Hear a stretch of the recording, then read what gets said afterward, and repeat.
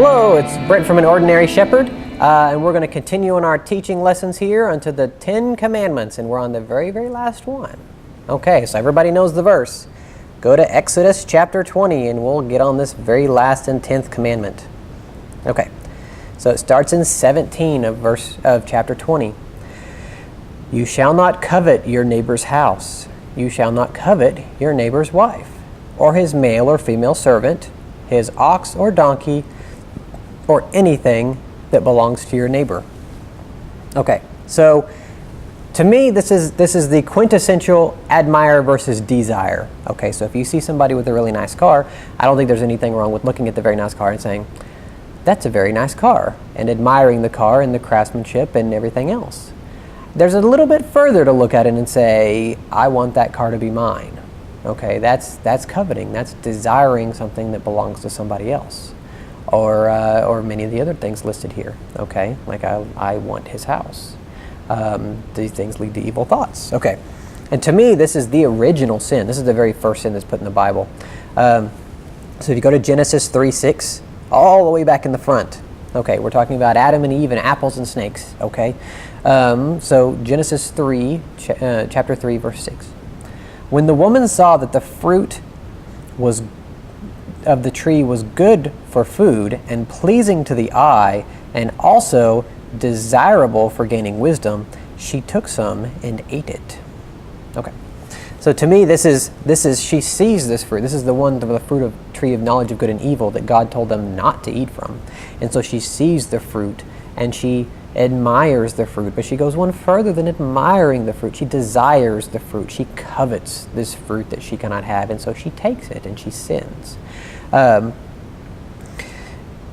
If you go through the entire Old Testament and the entire New Testament, you will never find a punishment for this sin. Okay, so let's say you go to, do not murder. If you look far enough, you'll find, okay, someone who murders should be put to death. If you look for theft, someone who steals will have to repay either threefold or fourfold, depending on what they stole. If you look at false testimony, it's exactly what they were trying to do to the person who they, had false testimony against. Violating the Sabbath is either death or cut off from the people. Okay, so all these other commandments have punishments listed later on for what happens if somebody violates them. There's no punishment here, and I think that's for a couple reasons. While it is itself a sin, to me this is human nature, okay? This is the exact measure of what it means to have original sin, to have a fallen nature, to want to sin, okay? This is the want to sin clause. And so until you physically sin, okay, you're not punished according to the Old Testament. But this is the lynch point here, okay? As far as I'm concerned, this is the impossible commandment, okay? This is the one that is I've heard people talk about this, okay, I haven't sinned, I haven't killed anybody. Okay, this last one gets me. Okay, you know what I mean? Like, when is the last? Who of us has not coveted at least something or someone at some point or some other? And while there's no punishment listed, there's a reason for that, and we'll get to that here in a second. Okay, so let's jump all the way to the New Testament, to the New Testament. Okay, let's go to James. We're going to go to chapter 4, verse 1. Okay. What causes fights and quarrels among you? Don't they come from your desires that battle within you? You desire, but do not have, so you kill. You covet, but you cannot get what you want, so you quarrel and fight. You do not have, because you do not ask God. And when you ask, you do not receive, because you ask with wrong motives, that you may spend what you get on your pleasures.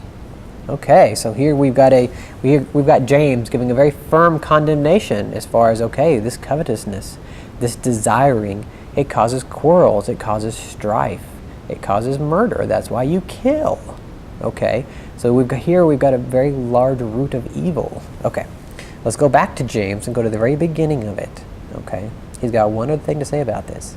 When tempted, no one should say, God is tempting me, for God cannot be tempted by evil, nor does he tempt. But each person is tempted when they are dragged away by their own evil desire, and enticed. Then, after desire has conceived, it gives birth to sin. And sin, when it is full grown, gives birth to death. So again, if you're asking me, based on what I've read here, there's a reason there's no punishment, because we start with desire and coveting of things that are not ours, of things God has given to other people. And this causes us, once it has fully bloomed, it causes us to sin. And once we have sinned, then we must die. For when Adam and Eve brought sin into the world, so did they bring death as well. Okay? So there's a reason that there's no punishment listed. Okay? This is the fundamental original sin here. There's a reason there's no punishment listed for the desiring and coveting, is because it leads to all other sin, and all other sin is what leads to death. So the punishment for this unavoidable sin here is pretty much death. So anyway, kind of a downer to end the 10 Commandments on, but there you go.